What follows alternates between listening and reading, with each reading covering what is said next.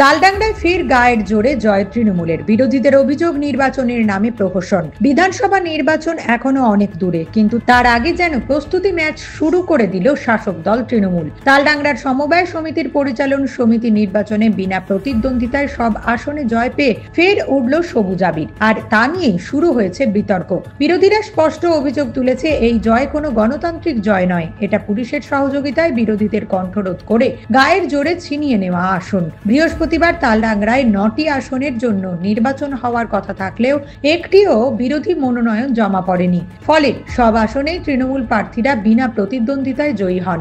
বিরোধীরা ভুল কথা বলে, আমাদের সকলের সহযোগিতা, প্রত্যেকটা যারা কৃষক আছে, যারা সদস্য আছে, তাদের নির্বাচনে তারা অংশগ্রহণ করে, তারা নিজেরা প্রার্থী ঠিক করে তারা নির্বাচিত করেছেন এবং সকলেই সহযোগিতা করেছেন বলেই আজকে এই 9 জন বিনা প্রতিদ্বন্দ্বিতায় জয়লাভ করেছেন। তার জন্য এই জয় আজকে আমাদের মমতা বন্দ্যোপাধ্যায়ের জয়, এই জয় আজকে কৃষকদের জয়, এই জয় সমবায় বন্ধুদের জয়, সমবায় শ্রেণীদের জয়, এটা পারিবারিক জয়। এই জয় আমরা সবাই মিলে অংশীদারিত্বের মধ্য দিয়ে আজকে সমবায়কে ঠিকঠাক চালাবার জন্য আমরা এই জয় পেয়েছি।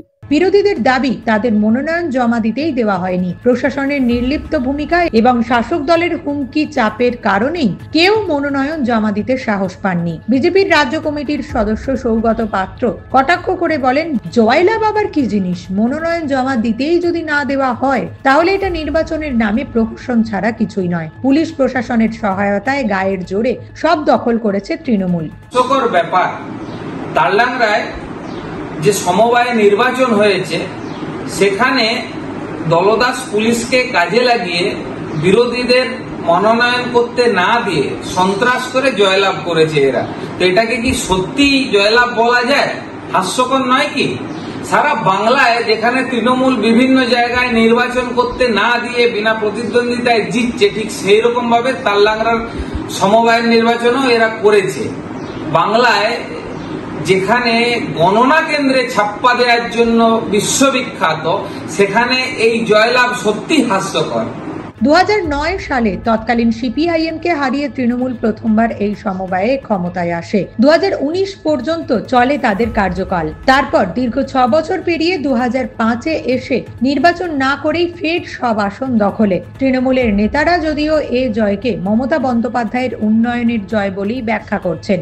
বিষয়টা কিছুই নয়, আমাদের এখানের সাধারণ সদস্যদের পক্ষ থেকে আহ্বান করা হয়েছিল সকলকেই, যারা এই প্রতিদ্বন্দ্বিতায় অংশগ্রহণ করতে।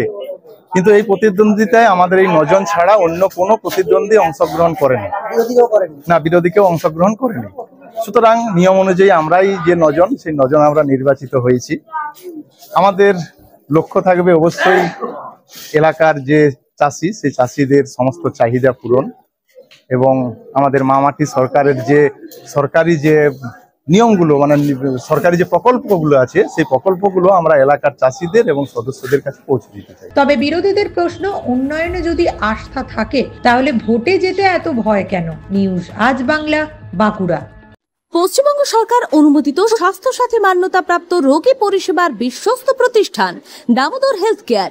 এখানে রয়েছে 24 ঘন্টা emergency service, doctor chamber, semi modular OT, orthopaedic surgery, প্রসূতি ও গাইনি বিভাগ, general surgery, ENT surgery, uro surgery, micro বা ল্যাপ্রোস্কোপিক সার্জারি, মেডিসিন বিভাগ, upcoming ICU, dialysis, advance physiotherapy, diagnostic centre, pharmacy, 24x7 lift ও অ্যাম্বুলেন্স পরিষেবা, medical insurance. আমাদের ঠিকানা মিল মোড়, কোতুলপুর, বাঁকুড়া। মোবাইল নাম্বার 9475240280 অথবা 9475240290 অথবা 9647180100।